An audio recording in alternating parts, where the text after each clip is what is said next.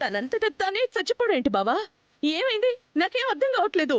ఏ క్షణమైతే ఆ గగన్ గాడు తన మెడలో 3 ముళ్ళు కట్టాడో అప్పుడే నా కూతురిగా భూమి చచ్చిపోయింది.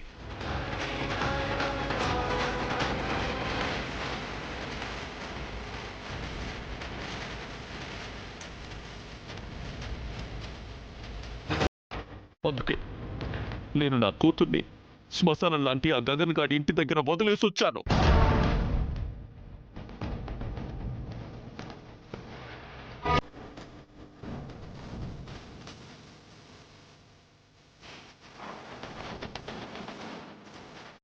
ఆ ఇంట్లో వదిలి రావడం ఏంటి బావా? బయట రోడ్డు మీద వదిలేస్తే శోభాచంద్ర కూతురు అలా అంటూ ఇలా అంటూ తక్కువ చేసి తప్పుగా మాట్లాడతారు. ఈ ఇంటి పరువు మర్యాదలు మంటల్లో కలుస్తాయి. అందుకే అక్కడే వదిలేసి వచ్చాను.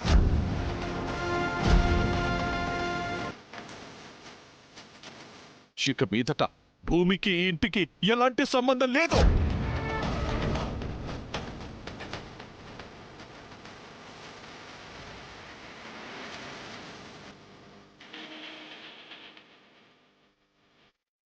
పద్నాలుగో రోజున పెద్ద కర్మ చేసి పిండం పెట్టి త్రిలోదకాలు వదులుదాం.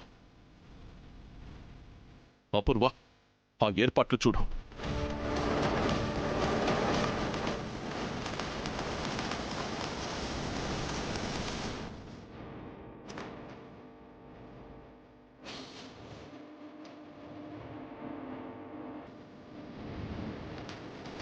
అన్నయ్య మాటంటే మాటే.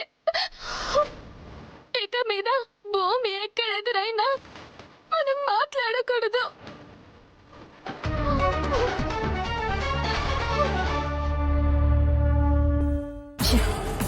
బావతో బంధం వేసి ఈ ఇంటితో సంబంధం లేదంటే భూమికి ఏమైనా లెక్క?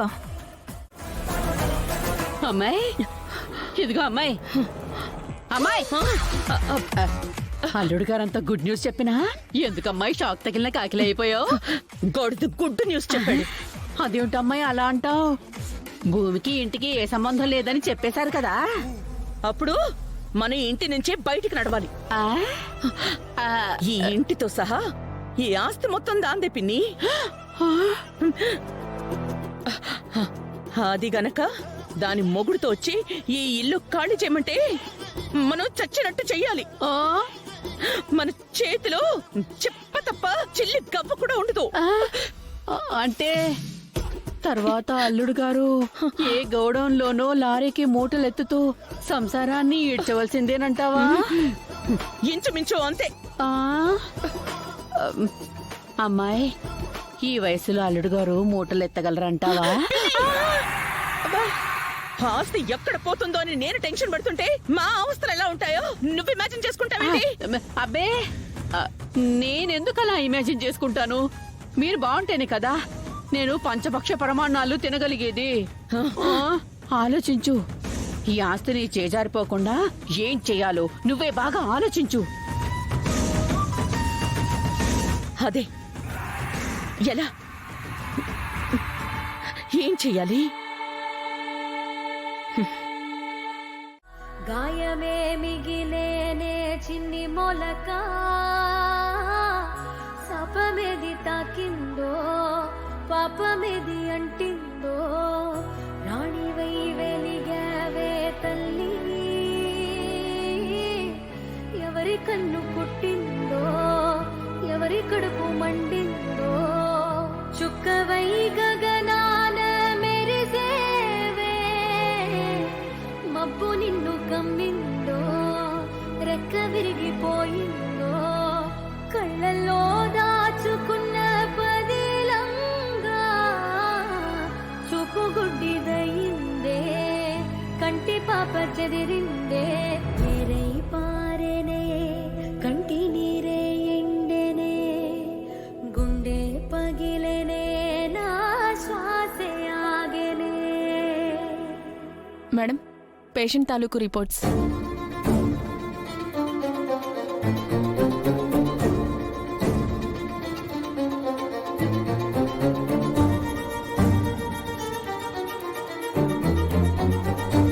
తన స్పృహలోకి రాగానే నాకు ఇన్ఫార్మ్ చేయి. Okay madam.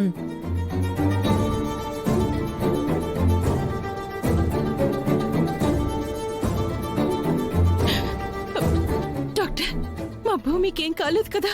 తను క్షేమంగానే ఉంది కదా? తన అంతలా తడవాల్సిన అవసరం ఏమొచ్చిందండి? వర్షంలో చిక్కుకుపోయింది డాక్టర్. తల దాచుకోవడానికి ఎక్కడ షెల్టర్ దొరకలేదు. తను సేఫే కదా? టైంకి తీసుకొచ్చారు కాబట్టి సేఫ్ అయింది. ఏమాత్రం ఆలస్యమైనా నిమోనియా అటాక్ అయ్యేది. అది ప్రాణానికి ప్రమాదంగా మారేది.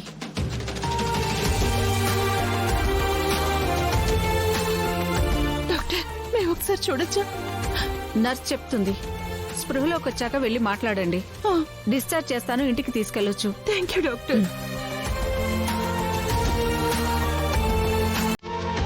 ఏంట్రా, తనకు షెల్టర్ దొరకలేదా? నువ్వు ఇంట్లోకి రానివ్వలేదా? అమ్మా ప్లీజ్.